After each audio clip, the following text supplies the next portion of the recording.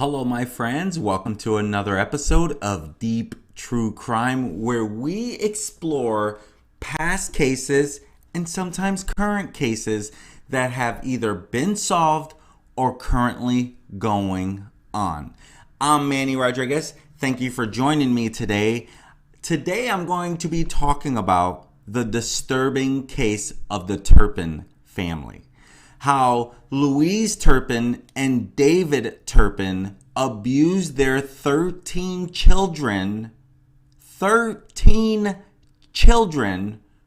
for almost 3 decades. And I had to gather my composure in order to do this because it's a very, very sad story. What case isn't a very sad story, right? You probably hear me say this all the time in my videos. These are tragic stories. And anytime it involves children, to me, that's the worst. To me, that's the worst. And that's what I have for you today, the disturbing case of the Turpin family. I'll be right back in 10 seconds. Don't go anywhere.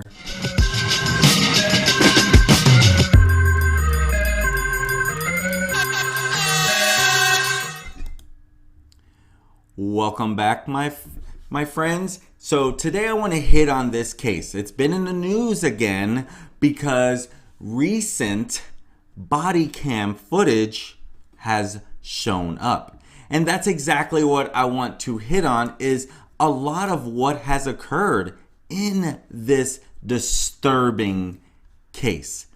Listen up. This is from Good Morning America. This is 911. Do you have an emergency?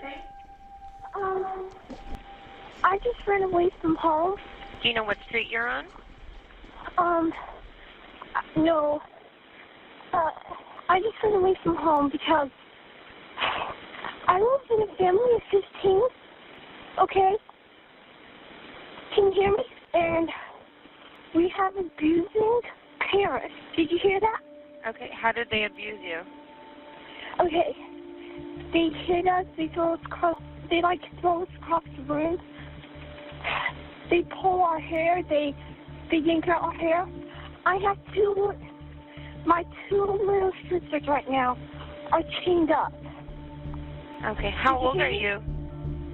I'm 17. What's your name? David Turpin. Okay, I'm going to connect you to the sheriff's department so that they can help What? you. One moment, don't hang up. I won't. A second dispatcher picks up. Hello? Oh, yes, I'm still here. Nearly 4 years later, this is Jordan Turpin, remembering that night. My whole body was shaking, and That is a little of the Good Morning America. And it's so tragic in so many ways. I forgot to even check if that video if they will be able to allow me to use that video. So hopefully you're hearing this.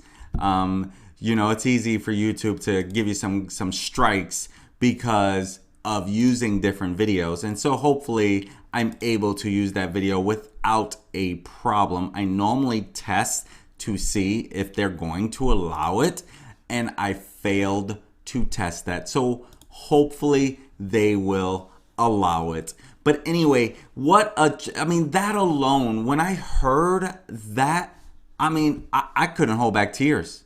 I could not hold back tears at all because it's such a disturbing case. And we're going to dive into what happened there. How did that get there? So the Turpin case, as you guys saw right at the very beginning, David Allen Turpin and Louise Anna Turpin, they have been convicted of this heinous crime of the way they treated their children. And so they were you're talking about maltreatment of children. It gets no worse than that. And you're talking about 13 kids, also victims, because they are definitely victims from these people. It's a terrible, terrible scene. And so The ages at this time, as of January of 2018, when they were rescued, was anywhere from 2 years old to 29 years old. And on January 14th of 2018, 17 years old at that time, Jordan Turpin, she escaped from the Turpin residence. And she contacted local police using a disabled phone, basically, that belonged to her brother. And so police then raided her house. As you can see on the screen right now, that's when the police were in the home. And they could see right away, something's not right. They could see right away, something was definitely not right. And that's exactly, and you can see the screen right now where the kids were chained up to the bed. And that's when they even found them. During the process of when they raided the home, they found 2 kids chained to their bed. And you know what the reasoning was? They stole food because they were hungry. They stole food from the parents. They were hungry. They stole the food because they were hungry. How more disturbing can that be? And so the police, after talking to 17-year-old Jordan Turpin, 17 at that time, they raided the home. They literally raided the home because it was terrible. And so they found disturbing evidence of prolonged child abuse and horrendous living conditions. And given the number of dependents involved, the degree of abuse, and the protracted nature occurring over decades, you know everyone was following this story because this became a significant national and international interest in the press. I specifically remember this story. I remember this story. That's how, literally, all the pictures of all those kids and how skinny and malnourished they looked. It's sad in every which way. And so this was considered the case to be a very extraordinary case for a number of reasons. And so in February of 2019, about 13 months later, both parents pleaded guilty. They pleaded guilty on 14 felony accounts, including cruelty to a dependent adult, child cruelty, torture, and false imprisonment. And in April of 2019, they were sentenced to life in prison. Now, here's the kicker. They will have the possibility of parole after serving 25 years. And so let's give you a little history behind this, okay?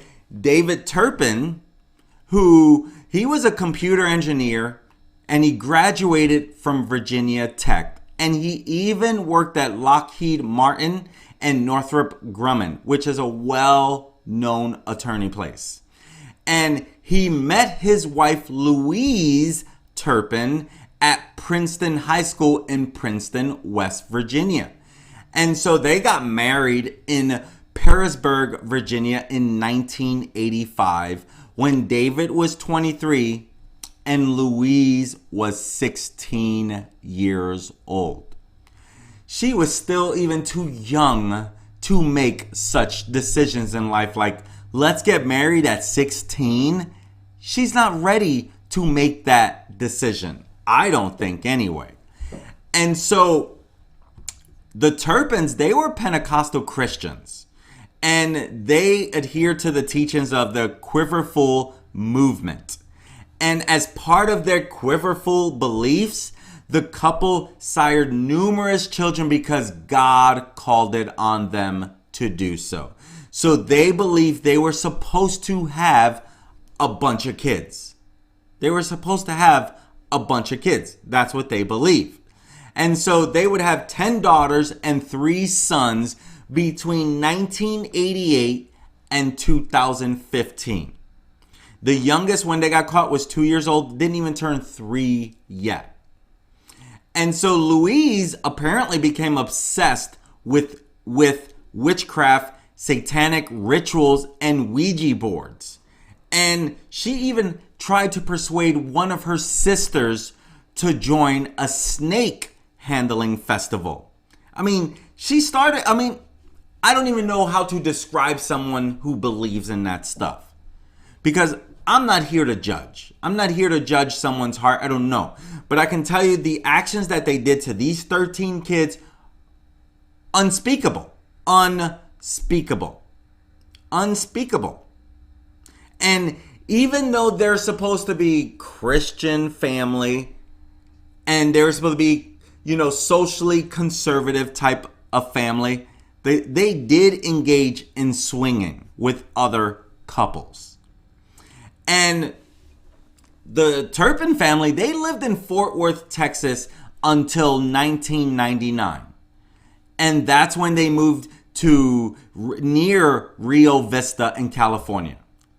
And in 2007, the Turpin parents moved 10 of their children into a small trailer on their property.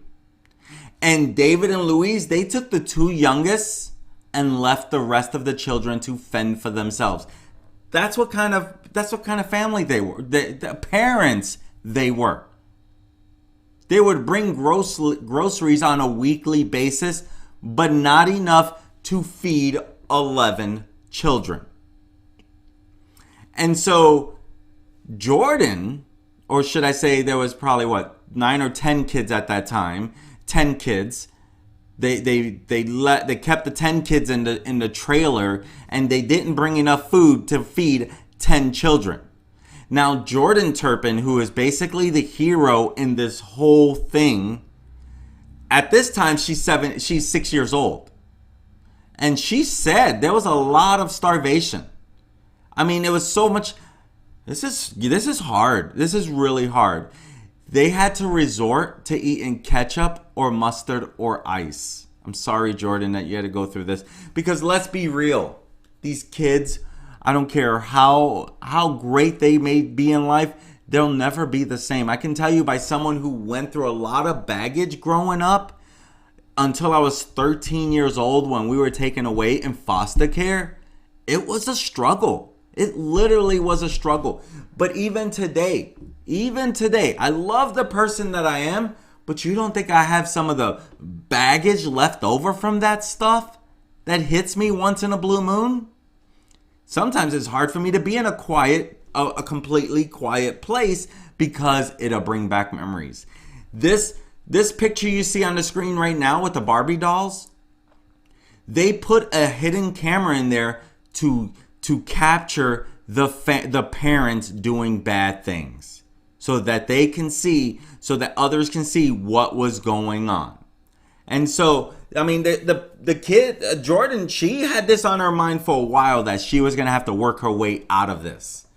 And so after the family left the Rio Vista property in 2010, neighbors said that they found poop and beds with ropes, which you'll probably see pictures on it because I shared some of these pictures.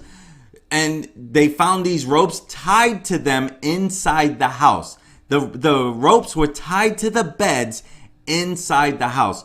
They even, inside this house, when they left this Rio Vista, they found dead cats and piles of garbage.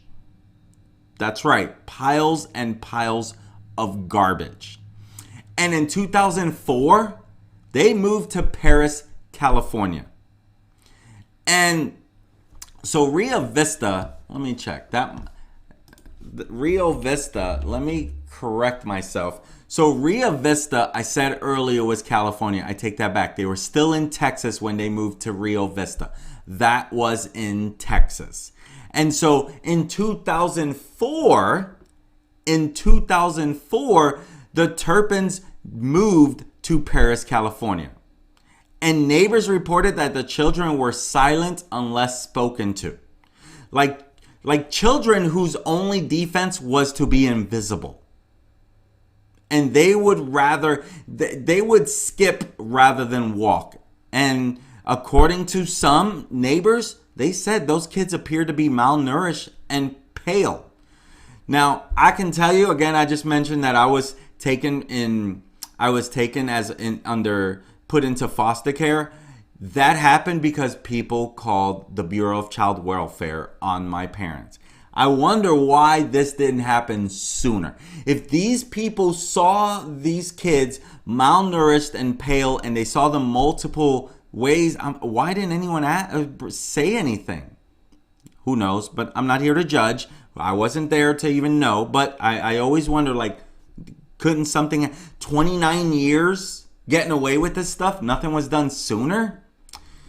So one of Louise's sister, the mother in this, one of her sisters later said that David and Louise refused to let her see the children. And another sister said she had been concerned about the children's weight. But Louise's aunt said the family pictures posted on Facebook had made her think they were one big happy family. As you can see on some of this stuff that I've shared, pictures at Disney World. That would make you think that someone's happy, right? Oh, kids, Disney World, what a great time. Yeah, there was a lot more to all of this story. A lot more. And so the children did not spend all of their time in captivity. That's where you see some of the photos that the parents and all 13 children visited Disneyland in nearby Anaheim, because they lived in California. Anaheim is in California. And the boys and girls were all dressed in matching Disney t-shirts and whatnot. David and Louise, they loved Disney. They loved it. They loved the park.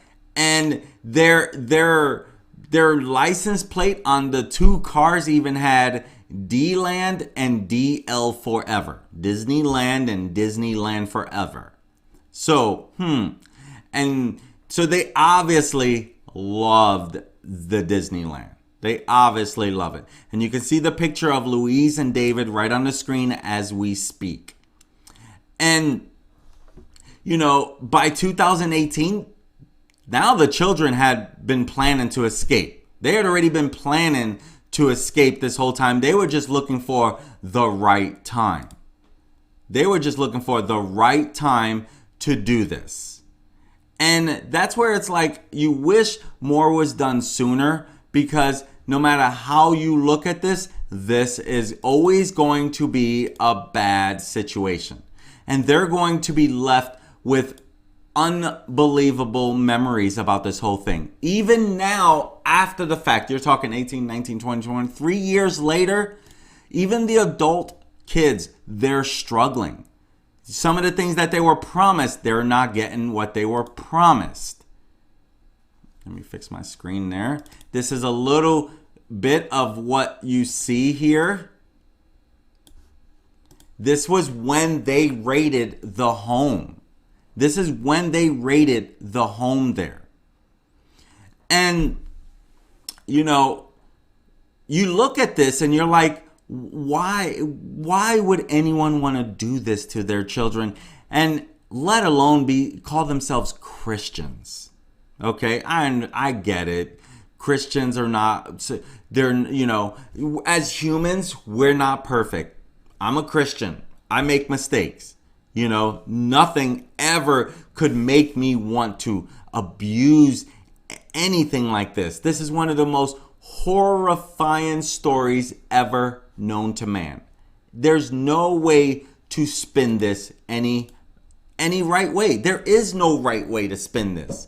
You can't even spin this if you wanted to. Nothing is good about this. And so by 2018, the Turpin children, they had been planning to escape their parents for more than 2 years. They were planning this. And on January 14th of 2018, 2 of the girls left the house through a window. The younger girl, she was 13 years old. She became frightened and turned back because they don't know how to be out there. And Jordan even said, when she was on the phone with the cops, She didn't even, she didn't even know what a sidewalk was. She's just walking in the middle of the street because she didn't know better. And so she went out there and she called 911 on a cell phone. Praise the Lord, Jordan, for being so strong to do this. And so she called 911 on a cell phone that she had brought with her. And in the 911 call, she told the dispatcher that she and her siblings were being abused by their parents and that conditions were so bad sometimes she could barely breathe.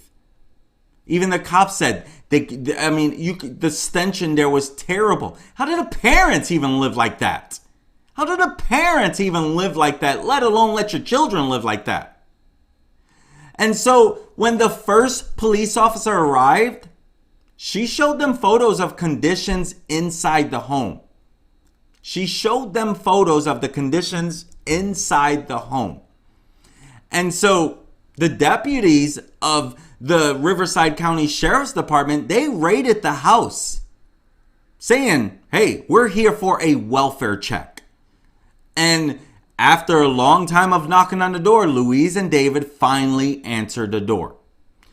And the Sheriff's Department, they said that Louise was perplexed as to why we were at that residence. I guess they didn't know that one of the kids left, or two of the kids left. Glad they did. Oh my God, I'm so disgusted by them. And so inside, they encountered a house reeking of human poop, decaying garbage, dead pets, and molding food on top of molding food, with every surface covered in trash. Later, they found the other 12 children. One had been shackled to a bed for weeks. And you saw some of the shackles on the screen. And children were found with bruises on their arms, appearing frail and caked with dirt. The children were so malnourished that deputies thought they were all under 18 years old. Because being that they were so hungry, they even looked younger. When in fact, 7 of them were over 18 at the time. And the house contained hundreds of journals written by the children about their lives. And so for years, the parents had imprisoned, beaten, and strangled their children, allowing them to eat just once per day and shower once per year. Unbelievable. I'm so sorry you kids had to go through this. And so the older children, they appear to be much younger because of this malnourishment. The 29 years old, weighed 82 pounds at that time. 82 pounds. The 11-year-old child had the arm, the arm circumference equivalent to a 4-month-old baby. That's how skinny they were. And some of these kids appeared to lack the basic knowledge. Like Jordan herself, she said, I didn't even graduate. I didn't even I have a first grade education. I mean, I don't get it. And the mom is telling people that they live in they go to a private school. Jordan's like, we never went to any school. So it's like, this is so bad. And so the Turpins, they were charged with 12 counts of torture, 12 counts of false imprisonment, 7 counts of abuse of a dependent adult, and 6 counts of child abuse. And David received an additional charge of lewd act on a child under 14. This stuff's hard. This stuff's hard to even understand how this could happen. And so they were held in prison, in jail for a little while, and they would later plead guilty. And David, he was eventually charged with perjury in relation to affidavits he filed with the California Department of Education over the years in which he said that his children were being educated at a private school. So he was even charged with perjury for lying all this time. And on February 22nd of 2019, David and Louise each changed their not guilty pleas to guilty to 1 count of torture, 3 counts of willful child cruelty, 4 counts of false imprisonment, and 6 counts of cruelty to an adult dependent. And both were sentenced to life imprisonment with the possibility of parole after 25 years. Now, some experts say that they don't believe they'll ever get parole due to the severity of the crime, making it effectively a life sentence. We'll have to wait 25 years to find that out. You know?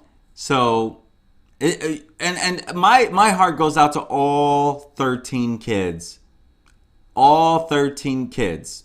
You know, so after all this is done, the children spent several weeks in hospitals, after which 6 minors were put into 2 foster homes. And you know the sad part is, some of these kids still were abused later. And that's heartbreaking in its own. That's heartbreaking. And doctors, they treated various issues, including heart damage due to lack of nutrients, cognitive impairment, and neuropathy. They were dealing with a lot. 5 of the younger children were housed in foster care with a family where abuse allegedly took place, even after that. You can't even trust the foster families sometimes. I'm not going to say many times. But in October of 2019, they were adopted by that family while the abuse was occurring. Now, the good news there is that the foster family was arrested and charged with abusing multiple children in their care, including at least 1 Turpin child. As if this child didn't go through enough. That's what blows my mind. Like, how could someone do this after you know what they've been through? Unbelievable. In early 2020, the Riverside County Deputy District Attorney said that some of the children are living independently, living in their own apartment, and have jobs and are going to school. Some are volunteering in the community. They go to church. You know, they're trying to do it. 1 did graduate from college. Good job there. And so now, if you guys have followed the 2020 show, that's what's helping bring all of this back to life. And so, you know, this is not done. These kids are still dealing with a lot of crap. They're still dealing with even Joshua Turpin, one of the kids, said he couldn't access funds and was denied the purchase of a bike. And Jordan said in an interview with Diane Sawyer that she was released without warning from a foster home with no life skills, no plans for housing, and no knowledge of how to get food and health care. And so it's great to know that 2020, that Riverside County, or should I say it was reported on 2020, that Riverside County has hired a private law firm to investigate into the allegations of abuse by social services. You know, here's the truth. Humans are humans. Not all humans are great, right? Not all humans are great. We know this. But my gosh, the human that can go ahead and abuse children is, to me, one of the worst type of humans. And I'm not talking about you spank your child. I'm not judging you on that. That's nothing what I'm talking about. I was spanked as a child. I get it. I never did spank my children, to be honest with you. But I was spanked with a belt as a child. Did it help? I don't think so. I don't know. I was always scared to get in trouble. So maybe it did help. I don't know. But, you know, you look at this stuff and it's like, this should not happen, especially to children. This should not happen ever. Ever should it happen to children. And I wish it never did happen to children. And now we're left with trying to figure out, like, you know, what's next for all of these kids. Because truth is, even though we'd like to think that, This is 911. Do you have an emergency? even though we would like to think that, you know, there's peace at the end of this tunnel, out of 13 kids, there's not going to be peace for 13 kids. the statistics show, and I'm part of this statistic, what your upbringing brings you can cause problems in the long run. So there's really no way around this. You're scarred for life. You're literally scarred for life. I am praying for these 13 kids to find healing, to find peace in their life, and it remains to be seen what will happen next for these kids. My friends, I'm Manny Rodriguez. Thank you for joining me in today's episode of Deep True Crime. You know, at the end of the day, my goal is to help you stay alert on what can possibly happen out there in this crazy world. It is a crazy world. I don't care what you say. This world is crazy. Truth. This world is. And so my goal is to help you stay alert. What's going on around you? Watch your surroundings. Know what goes on. Yes, stuff can still happen. Even if you're the most alert person out there, stuff can happen. Be careful, my friends, when you're out there. I'm Manny Rodriguez. Thank you for joining me in this episode of Deep True Crime, where we explore past cases and ongoing cases to help you stay alert for things that matter in this world. I'm Manny Rodriguez. Thank you for joining me today. Have an amazing, amazing week. Peace.